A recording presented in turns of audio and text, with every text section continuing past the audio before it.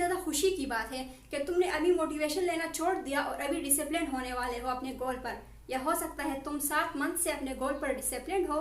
लेकिन स्टिल तुम्हें कोई भी रिजल्ट्स नहीं मिल रहे हैं। सेम टू मी, क्योंकि 3 साल पहले मैं भी ऐसे ही थी, बल्कि पूरे 3 साल मैंने भी मेहनत किया अपने गोल पर, लेकिन स्टिल मेरे 3 साल ज़ाया चले गए just because of this one mistake जो कि मैं हर महीने दोहराती थी।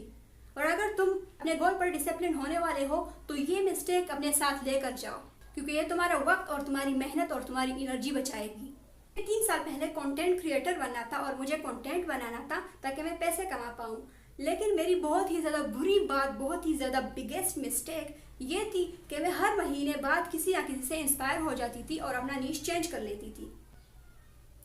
पहले महीने में किसी कुकिंग चैनल से इंस्पायर होकर उसके व्यूज़ देखकर, उसके सब्सक्राइबर्स देखकर उसकी जैसी वीडियोस बनाती थी, और जब मैं उनसे बोर हो जाती थी सिर्फ इस वजह से कि मुझे उस जैसे रिजल्ट्स नहीं मिल रहे हैं, दूसरे महीने में किसी ब्यूटी या किसी फैशन क्रिएटर से इंस्पायर होकर उनके व्यूज़ देखकर वो वीडियोस बनाने लग जाती थी, और फिर मैं फिर से मायूस होकर किसी और निश पर चली जाती थी, क्योंकि मुझे व्यूज़ मिले ही क्यों, मुझे मिलने भी नहीं चाहिए, क्योंकि मैं अभी बेसिक लेवल पर हूँ, मैं एक बिगिनर हूँ और वो जो है वो मास्टर हैं। उन्होंने 3 से 4 साल सिर्फ एक ही नीश में गुजारे हैं और मैं हर महीने स्किप करते जा रही हूँ, और फिर मैं ये कह रही हूँ कि क्यों मुझे मेरे कामयाबी का सिला नहीं मिल रहा है। मैं तो वीडियोस अपलोड करे जा रही हूँ, मैं तो मेहनत करे जा रही हूँ। Even if this is in a business में भी ये हो सकता है। फॉर एग्जाम्पल ये बिजनेस में, फॉर एग्जाम्पल अगर आपका कोई बिजनेस है या आप कोई बिजनेस स्टार्ट करने वाले हो, एक दिन आप किसी कपड़े के दुकान से इंस्पायर हो जाते हो कि ये तो 1.2 लाख कमा रहा है महीने के, तो मैं भी स्टार्ट कर लेता हूँ, और आप भी वो स्टार्ट कर लेते हैं, लेकिन आपका पहले मंथ में कोई भी ऐसे कमाई नहीं आती है जितनी उनकी आती है, तो आप उसको क्विट करके किसी जाकर जूतों का स्टोर खोल लेते हो। तो आई डोंट थिंक सो कि आप इस मिशन में कामयाब होने वाले हो, क्योंकि आपको एक नीश पर, एक सेक्शन पर, एक ही मैदान पर टिके रहना चाहिए, क्योंकि आपको सिर्फ एक ही मैदान पर टिके रहना चाहिए, तभी आप उसमें बिगिनर से मास्टर कर पाओगे। लेकिन इसका सलूशन जाने से पहले मैं तुम्हें ये बताती हूँ कि ये हमारे साथ होता क्यों है,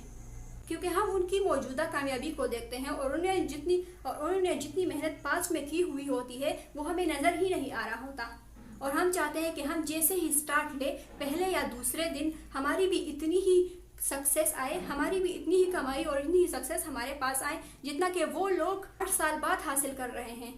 अब ऐसे कैसे हो सकता है, जैसे कि आप अपने पहले लेवल को उसके 100वें लेवल पर कंपेयर कर रहे हो। जितना भी वो हार्ड टाइम से गुजरे, जितना भी वो हार्ड ब्रेक से गुजरे, जितनी भी उन्होंने सफरिंग की, आपको भी उस सारे प्रोसेस से गुजरना पड़ेगा, तभी आप उसके रिसेंट हो सकता है उससे ज़्यादा